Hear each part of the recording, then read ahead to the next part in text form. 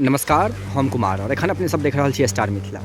लऽ के एलहुँ हन अन्धरा ठाढ़ी जकरा वाचस्पति नगर सेहो कहल जाइए। हालांकि बहुत सारा कमेंट छल जे झंझारपुर लौखा रेलखंड पर की कार्य चलि रहल छै ओकर अपडेट देल जाए, तऽ ओही क्रममे आइ एहि रेलखंड पर निकललहुँ झंझारपुरसँ तऽ लौखा तक अपनेके जे भी वीडियो फुटेज छै सब तैयार केलहुँ हन बारी बारीसँ सबटा अहाँके हम देखाबैके कोशिश करब। लेकिन ई अन्धरा ठाढ़ी जकर नाम वाचस्पति नगर सेहो छल, एतऽसँ हम अपनेके ई वीडियो एखन देखा रहल छी और देख सकै छियै जे एतौ रेलवेके स्पेस जहाँ तक जमीनके बात कयल जाए तऽ काफ़ी बेसी जमीन छै।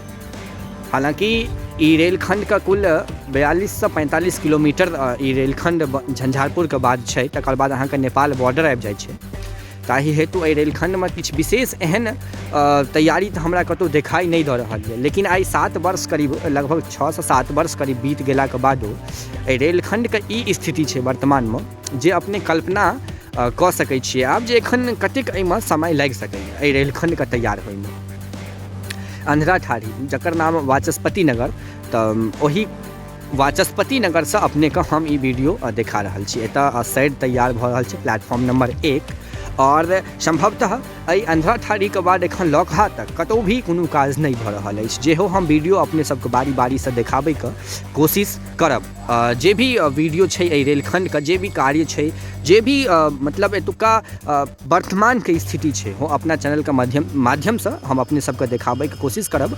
आगू पाछू कोन स्टेशन छै, कोन हॉल्ट छै, कतऽ कोन पुल पुलियाके काज चलि रहल अछि, सबकिछु हम अपने सबके देखाबैके जरूर कोशिश करब। तऽ ई एखन अपने सब देख रहल छी अन्धरा ठाढ़ीके जकर नाम वाचस्पति नगर सेहो अछि, ओहीठामसँ ई वीडियो फुटेज अछि जे अगर एक ठाम मतलब संपूर्ण बातके मिलाके अगर एकटा बात कहल जाए तऽ एहि रेलवे स्टेशन पर बस एखन हैया ई एकटा प्लेटफॉर्म नंबर 1 जे बनत तकर शेड तैयार कयल गेल हन।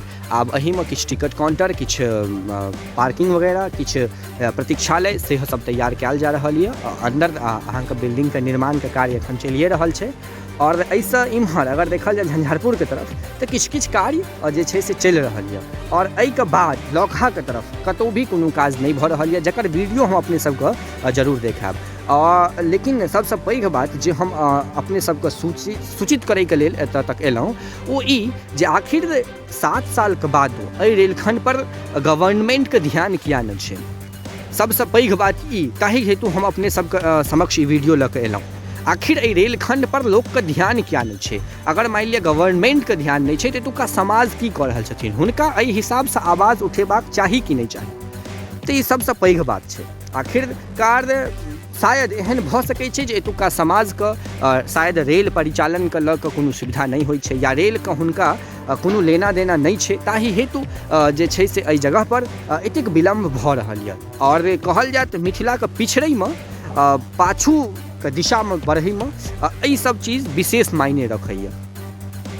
चूँकि अपने देख सकै छियै जे एखन एकर किछु कार्य एहन भऽ रहल छै, लगभग 15 किलोमीटरके दूरी छै झंझारपुरसँ एहि जगह तक अन्धरा ठाढ़ीके, और एतऽ अहाँके एखन ई काज भऽ रहल छै। तकर बाद फेर ट्रैक स्लीपर वगैरहके काज हेतै, ब्लास्टिंग काज हेतै। एखन काफ़ी लम्बा और लगभग 3 सालके ड्यूरेशन अहाँ लऽ कऽ चलू, लगभग 2.5 से 3 साल अहाँके एहि रेलखंड पर ट्रेन जतऽ तक अबै, एक स्टेशन अबै या 2 स्टेशन अबै, लेकिन एखन 3 से 4 साल जरूर एहि रेलखंड पर लागत। तो देखते रहू स्टार मिथिला। हम बहुत जल्द अगला झंझारपुर लौखा रेलखंड का अगला वीडियो लऽ के आयब और जे अपने सबके नोटिफिकेशन जात। अगर अपने चैनल सब्सक्राइब नहीं केने छिए तो चैनल सब्सक्राइब कऽ लिअ। ओना तऽ नहीं कहैके चाही, परंतु देख सकै छियै बालूके की क्वालिटी छै, जे बालू यूज हेबाक चाही ओ तऽ छै नहि। हमरा हिसाबसँ ई बालूके क्वालिटी जे 3rd क्लास हेतै ओ क्वालिटी छै। इटेबो सबके क्वालिटी वएह रहै छै। बनते कालमे बहुत चीज टूटियो जाइ छै, से अहाँ सबके हम देखेने रही झंझारोपुरवला वीडियोमे, और हम बहुत चीज़ देखाब एहि जगहसँ, हम बहुत किछु देखाब। तो जुड़ल रहू स्टार मिथिलासँ। और अगर अपने चैनल का सब्सक्राइब नहीं केने छी तो फेसबुक पर पेज को फॉलो कऽ लिअ, यूट्यूब पर चैनल का लाइक कऽ लिअ, सब्सक्राइब कऽ लिअ, चूँकि एहि रेलखंडके जे भी गतिविधि छै हम अपने तक पहुँचाबैके कोशिश ससमय करैत रहब। धन्यवाद। एखन अपने सब देखै छलहुँ स्टार मिथिला।